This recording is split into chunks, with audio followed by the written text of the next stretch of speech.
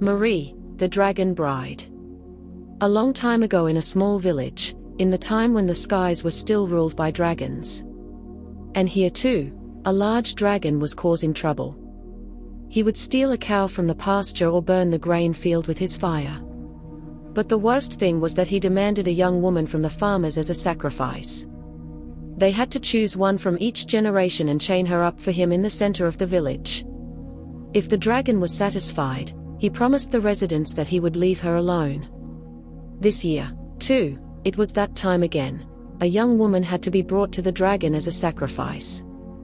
No one wanted to give up their daughter voluntarily, and there was a little unrest in the village. They discussed and deliberated, and they also thought about hiring a dragon hunter, but they knew that they would not find a solution. Many knights and brave men have tried to defeat the dragon, but all of them failed. Most paid with their lives and the others ran away when they saw the dragon. At the end of the day, the council members made a choice. It was young Marie, who lived alone on the edge of the village. Marie was a very pretty young girl with long chestnut hair and green eyes. She lived at the end of the village in a small house that she had inherited from her parents. She had lived alone for many years, since her parents died, and in the village she was a jack of all trades. She was very hardworking and worked wherever she was needed. And even though she was so popular, she was voted out. There was no one on the council to represent her.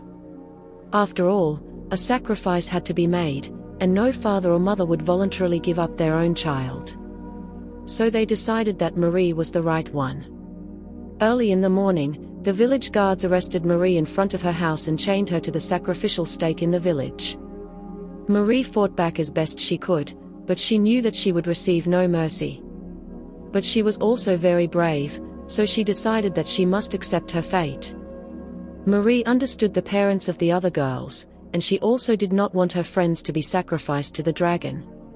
She would rather die than bring more suffering to the village. Shortly before noon, they all came to her again and admired Marie for her bravery. Everyone thanked her for her courage and said goodbye to her in tears.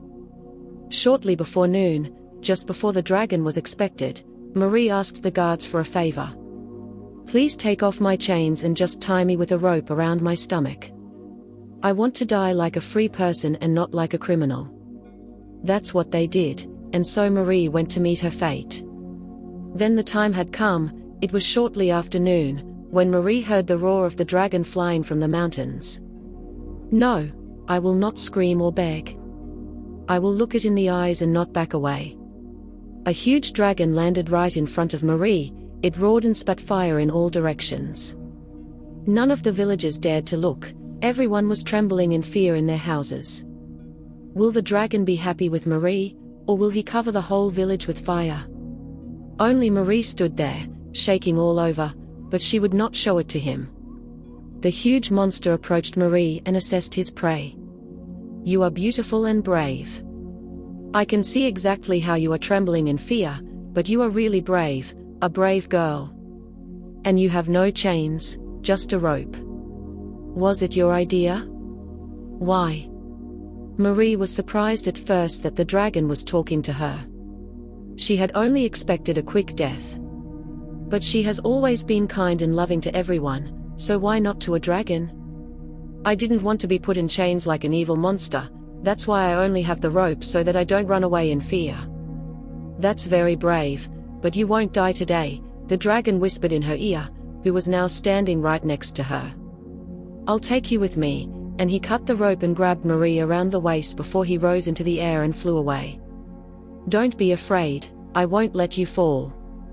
Marie didn't know what was happening to her. She was taken away by a huge dragon like a little toy. He was so powerful and strong. Marie doesn't remember anymore. Then everything around her went black. Wake up, little girl, wake up. I didn't hurt you, did I? Wake up. Marie wondered who was talking to her. She must be dead. She was lying on something soft and it was pleasantly warm. Where was she? She opened her eyes and saw only a stone cave. There was a fire burning in one corner and the huge dragon was lying in the other. Ah, you're finally awake. Are you okay? Yes, Marie answered and waited to see what was coming. Do you have a name too? Marie. Nice name. I'm really sorry I scared you. But there's no other way, only the fear of me protects me from people. What do you mean? That's not important right now, we still have enough time for that. For now, you have to listen and promise me that you won't try to run away. I brought you here because I'm lonely and the villagers have decided that you are the chosen one. Not voluntarily, Marie said quietly but defiantly. The dragon laughed and continued. No woman who was here before you was killed or eaten by me.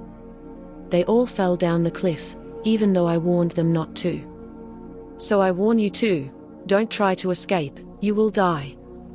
Marie stood up and went to the entrance of the cave. She knew that he would not follow her and, strangely enough, she was no longer afraid. She looked down the cliff and saw that hundreds of meters below it was just a steep mountain. I think I'd rather stay here, she said half aloud and went back inside. Marie sat down on her makeshift bed and looked around. Her eyes met the dragon's gaze, but she didn't look away. He doesn't look that bad, Marie thought to herself. What's wrong, Marie? You're looking at me so strangely. What can I do for you so that you aren't afraid of me? Yes, because my freedom can't be on my list, you could make things a little more comfortable for me here. I'm a woman and I'm going to need a few things to survive. Like a bed, and I need something to wear, and I also need food and drink. Can you get it for me or are you just an evil dragon? Marie didn't know where she found the courage, but she knew that this was the only way she could survive with the dragon. And do you have a name? I don't want to call you dragon or monster. I don't have a name, said the dragon, astonished. Okay, how do you like Marcus? I've always wanted a friend with that name. Okay, you can call me Marcus, it's really better than calling me an evil monster. So Marcus, can you get me the things? Because I don't know how you are, but I'm starting to get hungry and I'm thirsty too. It's getting dark outside, and as you know, I was tied to a post for half a day and here with you for the rest. All right, Marie, sit here by the fire, it's getting cold outside soon. I'll try to get something before it gets really dark. And the huge dragon flew off to find something for Marie to eat and drink. Marcus came back about an hour later. He could only get a few apples, a loaf of bread and a bottle of water. It really got really dark in that time, and he was glad that he knew the direction to his cave so well that he could find it even in the dark. Marie was no longer sitting by the fire, which had almost gone out.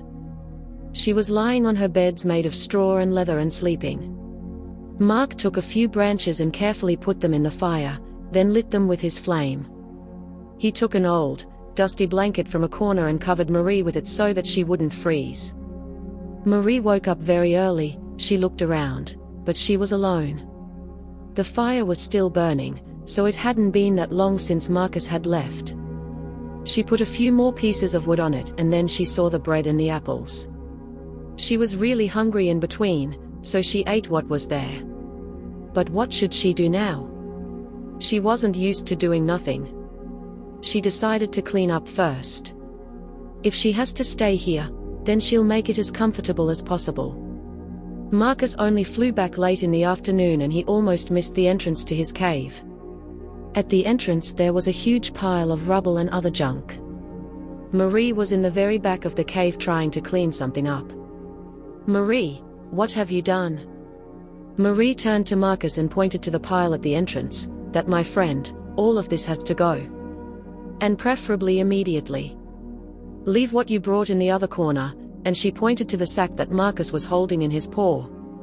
Marcus removed all the rubbish and Marie cleaned the whole cave. During the day, Marcus brought in many more useful things, like a bed, a table and a chair.